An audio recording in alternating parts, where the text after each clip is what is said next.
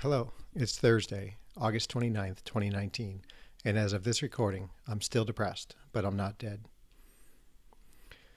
So, hey everybody, I had a story that I wanted to tell, or I thought I wanted to tell on this episode, but I'm not quite ready to share it yet, I guess. It's a little weird. It's a weird little story. So maybe next episode, maybe we'll see. I don't know. So what I wanted to do was talk about another podcast that I mentioned before, giving voice to depression, and I'll have a link in the show notes. They are it's a couple of sisters from up north, and they do a great little show where they have it's an interview show. They talk to people every week, and various people. They've had doctors, sufferers. Anybody you could think of related to mental health and specifically depression, obviously given in the name. Um, and they just do a great job. They're nice ladies. They're friendly. They want to reduce stigma. They're fantastic, and just want everybody to go check them out if you're looking for another podcast to listen to. I think they're great. So yeah, let's get on with the show. Okay, so the reason why the ladies giving voice to depression were on my mind is I listened to their last episode just the other day. They come out on Mondays, I think, and they were talking about this this law that was passed in Utah here in the United States, giving high school students, I think high school students, maybe all first through 12th grade students,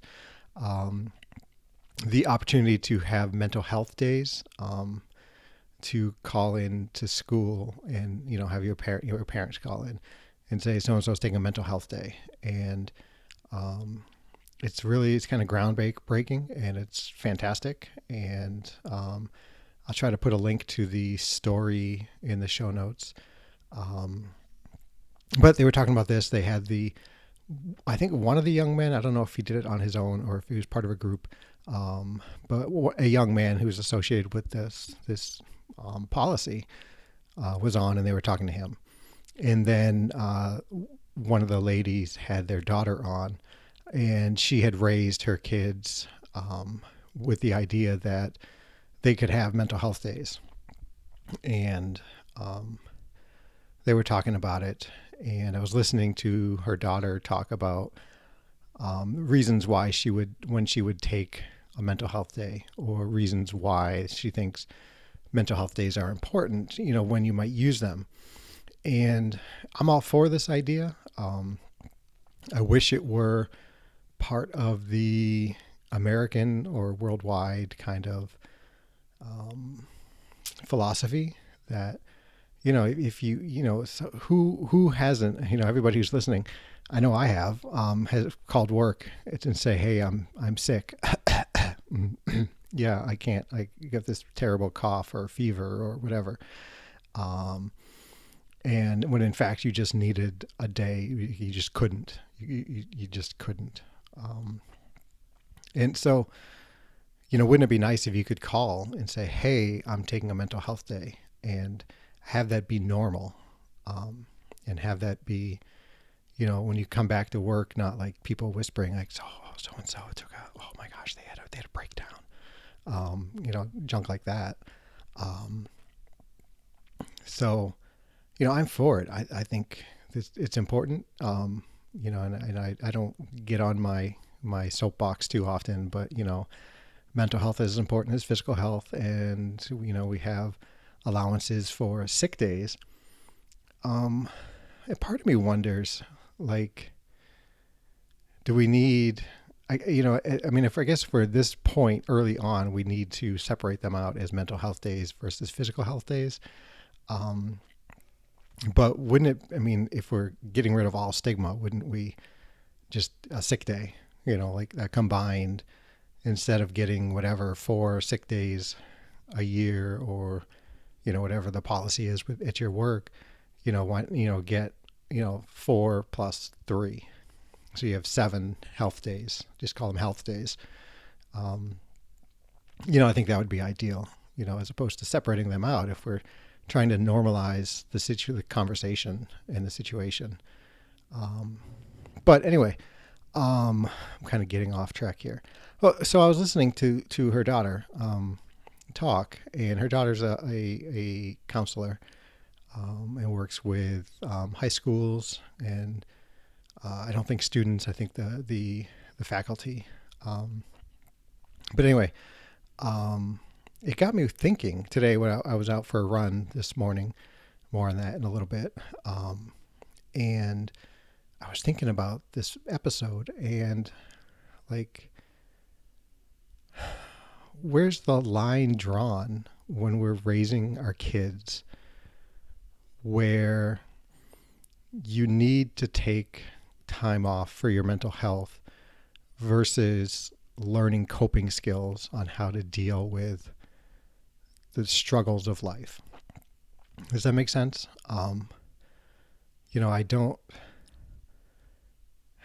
I struggle with it with myself. Like, do I have times when I am struggling with my mental health, or is it that I don't have the tools necessary to navigate an emotional time?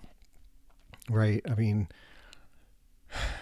I don't know. I don't know how a healthy brain works. So some of you that listen who, are neurotypical, I think we call them, maybe you could, chime in on this. But I mean, there's a certain amount of compartmentalization that we do. It sounds like a big word, but it's not a big word. Hard for me to say. Compartmentalization of different things so you can get on with your day and move forward with your life. And this comes into play when you've got like work JP and home JP and leave your work at work and leave your home at home. And, things like that. But so, there's got to be a line between a mental health deficiency and just a societal deficiency, if that makes sense. And I wonder if that is that true? Where is it? I don't know. I don't know, when I have days when I just can't, I wonder, like, is my depression here? Is my dark friend, is he right here on my shoulder? Or is it that I don't have the coping tools to deal with it? And I don't know. So I wondered about this with kids, because I'm all for my kids or Nora's kids taking a mental health day. And I'm not so much worried about it getting abused. I think we have mature children who would understand, why and the hows and the needs for it. But, on the other hand, I also want to make sure that they're not just lacking in some social capability to get on with life and deal with it, and put things aside for 7 hours of school and then come home and talk with mom about it or talk with me about it or something like that. I don't know if I'm making sense. I don't know. Part of me feels like I'm on the side of, oh, just get over it. I worry that it sounds like that a little bit, and that's not what I'm getting at. I don't know. I've yammered on about this for a little bit. What do y'all think? Let me know. Send me a message. Gmail, jamolki@gmail.com, facebook.com/jamolki, @jamolki on Twitter, www.jamolki.info. Text me at 248-648-1419. Let me know what you think about that. Let me know anything. Yeah. So running. I have decided that I need to slow my pace and eat better. And so I've started the JP diet again, which is kind of what I ate back in 2014 when running was a whole lot easier than it is now. And I'm hoping to get better fuel in my body if that works, cutting out the soda significantly. And so I've been doing it for all of 3 days now. And I've run 3 of the past 5 days. And this morning went pretty well. It was nice and cool. And I think heat and humidity is not my friend outdoors, and I'm not at all capable of dealing with that. I had a slog of a run on Tuesday. So yeah, I mean, I've got that half marathon coming up in 12 weeks around. So, it's taken a little bit mentally for me to accept running at a slower pace. I mean, I've basically added 50% more time per mile than what I was running back in 2014, which is really difficult for me to handle. Not that I want to be a speed demon or anything like that, but just to recognize that much change has occurred in 5 years is kind of upsetting. So but I decided that finishing mileage is better than performing at a pace that makes me not finish all the time. So we'll see. I'm hoping I lose some weight still, and as my muscles develop and my lungs and heart get stronger, maybe that pace will speed up a little bit. But we'll see how that goes. I don't know. Yeah, I don't know. What else? So the girls are coming this weekend, and it's going to be good. I haven't seen them in 3 weeks or so. Not sure if we're actually going to do anything. We might go to the pool or whatever. It's a holiday weekend here in the United States, so they'll be staying an extra day. Monday is traditionally a day off of work. I am not required to work, but I will work because next weekend I'm going back up to Michigan to see Dad. And I don't want to extend out my week. I would like to, make the trip to Michigan more worthwhile and have longer time to be there. Also cut back on the back and forth so much. But this is my life right now, is a weekend with the girls and then a weekend driving to Michigan and then a weekend with the girls. And I'll be going to Michigan again in, 2 weeks after or 3 weeks from this weekend. And I don't know if that'll maintain as long as Dad is still in hospice or what. I mean, there's some other things going on that is making me make the trip. So it's not just that, but that's predominantly the main reason why, is to see Dad. And for those of you who keep asking, and I appreciate it, he is doing okay. He's finally on morphine, which is taking care of a lot of his pain. Mom says he has good days and bad days, which he was having before. So I don't know if things have changed all that much. But yeah, he's still doing. So let's see what else is going on. I don't know if a lot else is happening worthy of talking about. Things are going pretty well. Nora has talked to, at her place she goes to therapy, about a referral maybe for me to get a different therapist. And an interesting thing, Nora was talking to her therapist about what my therapist had said about she's not sure if she's able to really guide me through the avoidant personality disorder, the lack of feelings that I'm experiencing.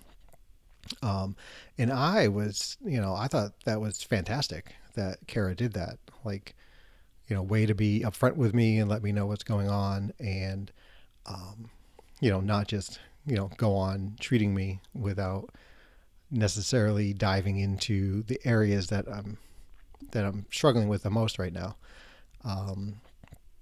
But Nora's therapist thought, like, wow, I can't believe that she would say that to someone who has, major depressive disorder, who has, is already thinking that they are kind of, you know, less than messed up, whatever. Like, hey, you're so messed up, I can't help you. um, and it's funny, I didn't take it that way. I didn't think of it that way at all. Like I said, I was pretty impressed that Kara, said it. So, yeah, I don't know. I guess I hadn't thought of it. What do you guys think? Do you think, how would you feel if your therapist said, hey, you know what, I just can't help you?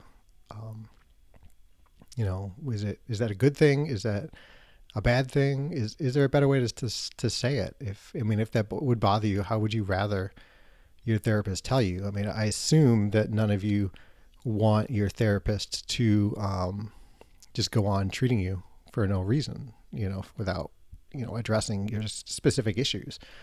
Um, so let me know. It's kind of an interesting thing Nora and I were talking about the other day.